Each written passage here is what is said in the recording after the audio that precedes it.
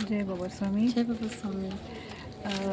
तुम्हाला खांदेदुखीचा त्रास होता ना? हो.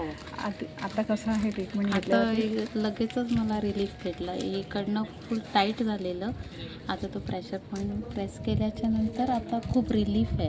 म्हणजे मी आता साष्टांग दंडवत पण घातला. सो त्यावेळी मला राजस्थानमध्ये हां, आता राजस्थानमध्ये, राजकोटला सिंधावरमध्ये आपण भेटलो आणि आता तुम्हाला जी भीती होती की हो. साष्टांग घालता येईल की नाही हां, ते कारण घालता आलं. हाताला घालता आलं.